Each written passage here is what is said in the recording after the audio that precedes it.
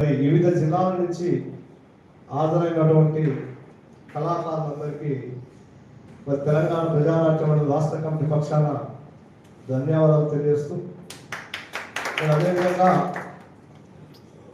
తెలంగాణ 2024 ఉమ్మడి ఆంధ్రప్రదేశ్ ఉన్నప్పుడు 2004 వైఎస్ రాజశేఖర రెడ్డి ప్రభుత్వం ముఖ్యమంత్రిగా ఉన్నప్పుడు మరి ఉమ్మడి ఆంధ్రప్రదేశ్లో ఈ కళాకారులకు కోసం, వాళ్ళ సంక్షేమం కోసం, కళాకారులు పడుతున్నటువంటి ఇబ్బందుల కోసం మరి ఇప్పుడు ప్రవేశపెట్టినటువంటి డిమాండ్స్ని 2004 సంవత్సరంలోనే దీన్ని ఈ ఉద్యమంగా ప్రారంభించినాం. దీన్ని సుమారు ఒక 22 సంవత్సరాల నుంచి ఈ పోరాటం కొనసాగుతుంది. గతంలో చంద్రబాబు ప్రభుత్వంలో ఉన్నటువంటి పింఛన్ సౌకర్యం ఏ విధంగా ఉండేదంటే 200 రూపాయలు ఉండేది. ఆ 200 రూపాయల కోసం ఒక్కొక్కసారి 22 నెలలది ఆగిపోయింది పింఛన్.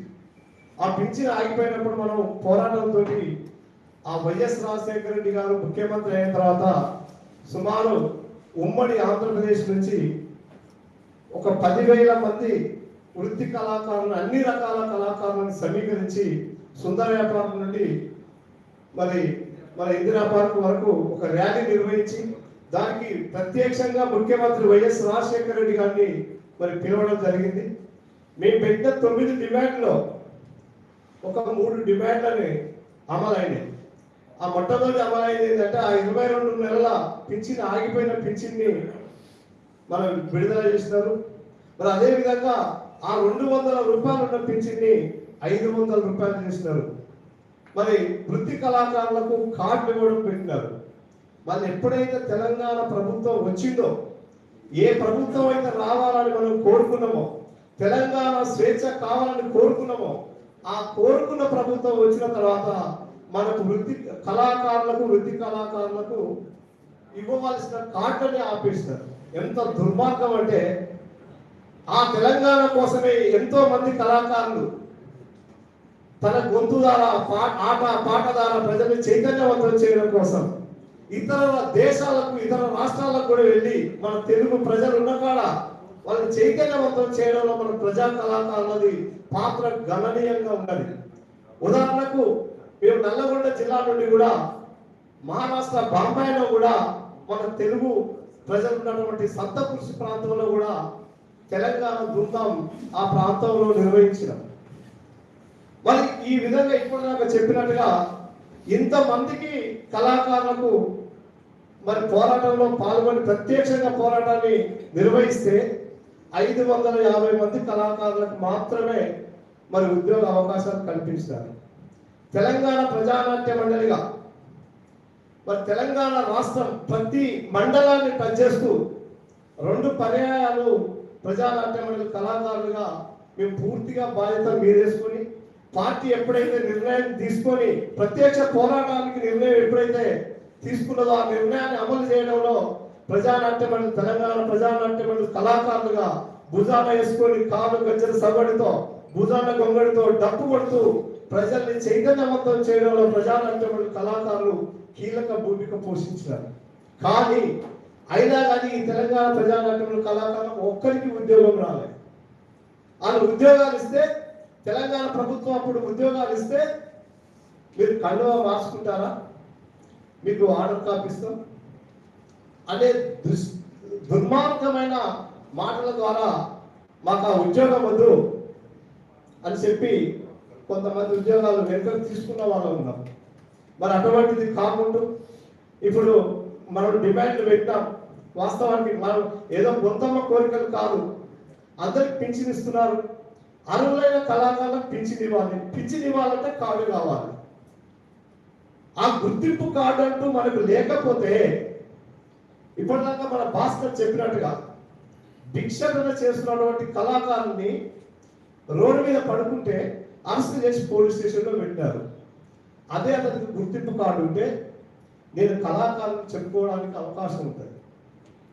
అదేవిధంగా ఇప్పటిదాకా మాలాల రవణ చెప్పినట్టుగా ఒక హాస్పిటల్ వాస్తవానికి కళాకారునికి సార్ చెప్పినట్టు కొన్ని దుర్వ్యసనాలు ఉంటాయి, డ్రింక్ అలవాటు అనేది ఉంటుంది తప్పనిసరి. ఆ వ్యసనాలతోటి కళాకారుడికి ముందుగాల గొంతు క్యాన్సర్ రావడానికి అవకాశాలు ఉంటాయి, లివర్ చనిపోతుంటది.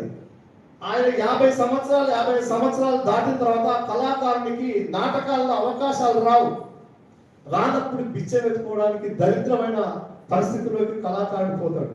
వేదిక మీద ఉన్నప్పుడు అతను రాజేశం అవుతాడు, కిందికి దిగిన తర్వాత ఆయన భిక్షకులు చేస్తాడు.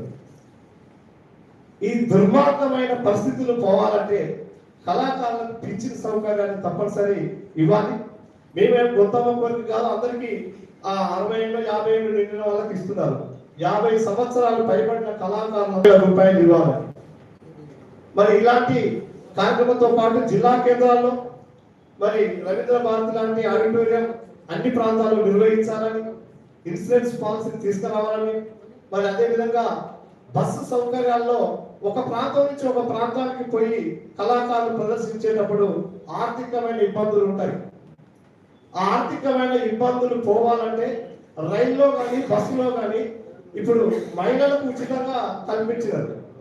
ఒక రాష్ట్రం ఒక దేశం సంస్కృతి విధానాన్ని ప్రజలకు పరిచయం చేసి దుర్వ్యసనాలని ఇట్లా ఉండొద్దని చెప్పే కళాకారునికి గతంలో కూడా రాజుల పరిపాలనలో కూడా ఆస్థాన కవులు ఉండేవాళ్ళు.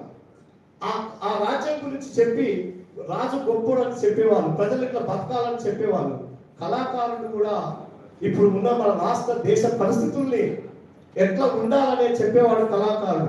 ఆ సాంస్కృతిక విధానం లేకపోతే భవిష్యత్తు తరాలకు నువ్వు ఏం చేసినవనేది తెలియదు.